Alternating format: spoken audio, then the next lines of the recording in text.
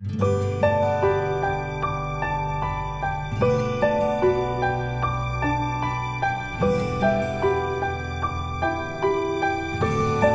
मित्रांनो, CS success मंत्र चॅनलमध्ये मी पुन्हा एकदा तुमचं स्वागत करतो. मित्रहो, गेले 4 दिवसापासून आपण यश कसं प्राप्त करून घ्यायचं त्याचे जे नैसर्गिक नियम आहेत त्याबद्दल आपण चर्चा करत आहोत. आणि गेल्या 4 व्हिडिओच्या माध्यमातून मी तुम्हाला यश प्राप्त करून घेण्याचे जे नैसर्गिक नियम आहेत ते समजावून सांगितलेले आहेत. त्यातले 4 जे नियम आहेत ते आपण पूर्ण केलेले आहेत. आज मी तुम्हाला 5वा नियम सांगणार आहे आणि 5वा जो नियम आहे तो आहे विश्वास. तर मित्रहो, यश आणि अपयश या ज्या 2 गोष्टी आहेत त्याची जी खरी सुरुवात आहे ती सुरुवात ही विश्वासापासून होते. मग आता विश्वासापासून ही सुरुवात कशी होते?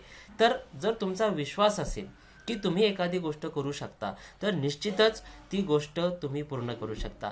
पण जर तुमचा स्वतःवरच विश्वास नसेल की ही गोष्ट मी करू शकत नाही तर त्यामध्ये यश मिळणं अशक्य असतं. म्हणजे तुमच्याकडे काही करण्याची सर्व योग्यता असताना सुद्धा जर तुम्ही हे ठरवलं की मी हे करू शकत नाही तर तुम्ही ती गोष्ट घडवून सुद्धा करू शकत नाही. म्हणजेच काय की तुम्ही ती गोष्ट घडवून आणणारा जो मेंदू आहे तो मेंदू तुमचे पुढचे सगळे मार्ग बंद करून टाकतो. मित्रहो, तसंच तुम्ही जर स्वतःला म्हणाले की तुम्ही एखादी गोष्ट करू शकता तर ती गोष्ट शक्य करण्यासाठी लागणारे सगळे मार्ग तुम्ही स्वतः त्या ठिकाणी उघडून टाकत असता. आणि ते पूर्ण करण्यासाठी तुमचा मेंदू, तुमचं शरीर, तुमचं मन तुम्हाला आपोआपच त्या ठिकाणी साथ देत असतं.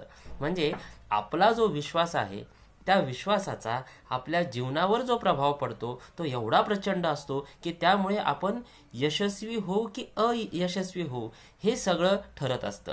म्हणजे एखादी गोष्ट जर आपण करू शकतो हा विश्वास ज्यावेळी आपल्यामध्ये निर्माण झालेला असतो तो खात्रीचा एक मार्ग असतो यश मिळवण्याचा.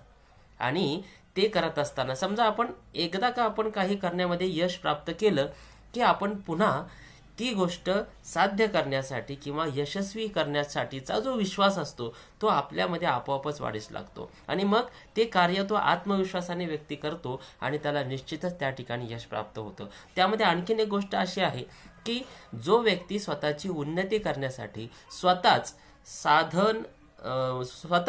यश साधण्यासाठी प्रयत्न करतो त्यालाच नशीब जे असतं ते साथ देत असतं. आता हा विश्वास नक्की कसा असतो त्यासाठी एक अविश्वसनीय गोष्ट मी तुम्हाला विश्वासाची सांगणार आहे. तर ही गोष्ट आहे अमेरिकेतली. एक मुलगी होती की जिचं नाव होतं विल्मा रुडॉल्फ. वेळेच्या आधीच तिचा जन्म झालेला होता अशी ती एक मुलगी होती. ही घटना आहे 1940 सालाची. जन्माच्या वेळी तिचं वजन अवघं 2 किलो होतं आणि तिचं कुटुंब अतिशय गरीब आणि काळ्या कुटुंबात ती जन्माला आल्या होत्या. काळ्या कुटुंब म्हणजे काय की अमेरिकेमध्ये पण असे 2 वर्ण आहेत, गोरं आणि काळे. म्हणजे काय आपण म्हणूया शुभ्रवर्णीय आणि कृष्णवर्णीय. मग अशा कृष्णवर्णीय कुटुंबात ती जन्माला आलेली होती. तिच्या आईला डॉक्टरांनी सांगितलं की तिला पोलिओ झालेला आहे आणि ती यापुढं कधीही चालू शकणार नाही.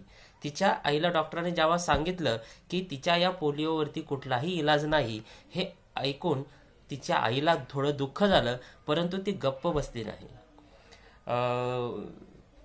विल्माला पुढं काय करायचं यासाठी तिची आई सतत धडपडत होती. डॉक्टरांनी तिला सांगितलं होतं की ही कधीही चालू शकणार नाही, परंतु त्या विल्माच्या आईचा स्वतःवरती विश्वास होता आणि देवावर सुद्धा तिचा विश्वास होता. म्हणून तिने आपले प्रयत्न सोडले नाहीत. विल्माच्या आईला असं कळालं की ती ज्या गावामध्ये राहते त्या गावाच्या जवळच साधारणतः 80 किलोमीटर अंतरावरती एक छोटासा दवाखाना आहे की ज्या ठिकाणी या विल्मावरती उपचार केले जाऊ शकतात आणि निश्चितच तिला तिथं यश येईल असं तिला स्वतःला वाटत होतं, असा तिला विश्वास होता. मग विल्माच्या आईने सलग 2 वर्ष आठवड्याला 2 वेळा तिला तिथं घेऊन जायची आणि तिच्यावरती उपचार करायचे. असं सलग तिने 2 वर्ष त्या ठिकाणी उपचार केला. 2 वर्षाच्या उपचारानंतर विल्मा कुबड्यांच्या साह्याने हळूहळू चालायला लागली. बघा, अखेर वयाचं 12वं वर्ष ज्यावेळेस विल्माचं सुरू होतं त्यावेळेस वयाच्या 12व्या वर्षी ती कुबड्यांशिवाय चालायला लागली. जसं सामान्य माणसं आपण चालतो तशा पद्धतीने ती कुबड्यांच्या शिवाय चालायला लागली. पुढं इतक्यावरच ती थांबली नाही, तर विल्माच्या आईचा स्वतःवरचा विश्वास, विल्माच्या आईवरचा विश्वास आणि दोघांचा देवावरचा विश्वास असा काही पुढं फलित त्याचं त्यांना मिळालं की ज्यामध्ये वयाच्या 16व्या वर्षी 1956 साल होतं त्या 1956च्या ऑलिम्पिकच्या स्पर्धेमध्ये तिने धावण्याच्या शर्यतीमध्ये कांस्य पदक तिने पटकावलेलं होतं. म्हणजे बघा 1960च्या ऑलिम्पिकमध्ये सुद्धा तिने धावण्याच्या शर्यतीमध्ये 3 सुवर्णपदकं जिंकून ती 3 सुवर्णपदकं जिंकणारी अमेरिकेतली पहिली स्त्री ती बनली होती की जिचं नाव मी तुम्हाला मगाशी सांगितलं, विल्मा रुडॉल्फ. म्हणजे बघा स्वतःवरचा विश्वास माणसाला किती मोठं यश प्राप्त करून देऊ शकतो हे या गोष्टीतनं आपण पाहिलेलं आहे. तर विश्वास ही प्रत्येक माणसाला लाभलेली एक फार मोठी शक्ती आहे. अनेक मोठमोठी जी माणसं आहेत त्यांनी स्वतःच्या विश्वासाच्या शक्तीवरती मोठमोठे यश त्यांनी संपादन केलेले आपल्याला दिसतात. तर याआधी मी एक वाक्य तुम्हाला बोलता बोलता बोललो होतो की स्वतःची उन्नती स्वतःच साधणाऱ्यांनाच नशीब जे असतं ते साथ देत असतं. आणि त्या बाबतीतलीच एक गोष्ट मी तुम्हाला पुन्हा सांगणार आहे. एका गावामध्ये एक नदी असते आणि त्या नदीला प्रचंड पूर आलेला होता. सर्वजण ते गाव सोडून सुरक्षित जागी जाण्याचा प्रयत्न करत होते. याला अपवाद एक माणूस होता. तो सतत म्हणत होता की देव मला वाचवेल, माझा विश्वास आहे, माझा देव मला वाचवेल. पाण्याची पातळी थोडीशी वाढू लागली आणि वाढल्यावरती एक माणूस जीप घेऊन त्या ठिकाणी त्याला वाचवायला आला. परंतु त्या माणसाने त्याला नकार दिला आणि त्याला म्हणाला की देव मला वाचवेल, माझा देवावर विश्वास आहे, देव मला वाचवेल, मी तुझ्यासोबत येऊ शकत नाही. पाण्याची पातळी अजून थोडीशी वाढली आणि तो माणूस दुसऱ्या मजल्यावरती गेला. कारण पाण्याची पातळी थोडीशी वाढल्यामुळे त्याला खाली जागा नव्हती म्हणून तो दुसऱ्या मजल्यावरती गेला. पुन्हा होडी नाव पाण्यामध्ये चालू लागल्या. लोकांना त्या ठिकाणी ते वाचवत होते. त्यातलीच एक होडी त्या ठिकाणी आली आणि त्याला सांगितलं त्या होडीवाल्याने की बाबा रे, मी तुला वाचवण्यासाठी आलो आहे, तू माझ्यासोबत चल, मी तुला वाचवायला आलो आहे. परंतु पुन्हा त्याने त्या होडीवाल्याला सुद्धा काय केला, नकार दिला आणि त्याला सांगितलं की नाही, मी तुझ्यासोबत येणार नाही. का तर माझा देव मला वाचवेल, माझा विश्वास आहे, देव मला वाचवेल, असं म्हणत त्याने पुन्हा त्या माणसाला नकार दिला. पाण्याची पातळी हळूहळू वाढत राहिली आणि तो माणूस शेवटी छपरावर जाऊन बसला.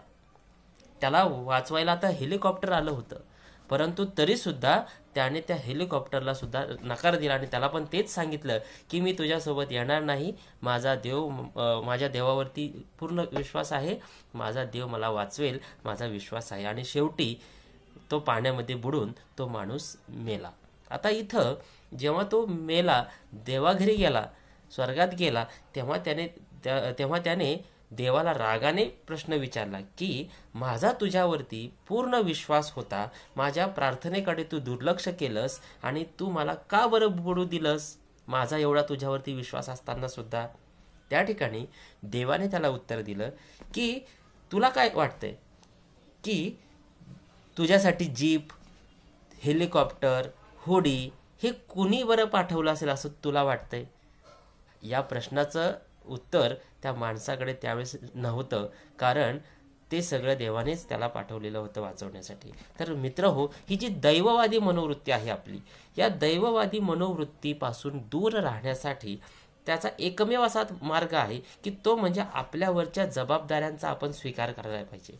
आणि नशिबापेक्षा सुद्धा जे निसर्गाचे कार्यकारण भावाच्या नियम आहेत त्या नियमांवरती आपण विश्वास ठेवायला पाहिजे की ज्यामध्ये सत्यता काय आहे हे आपण जाणून घेतलं पाहिजे.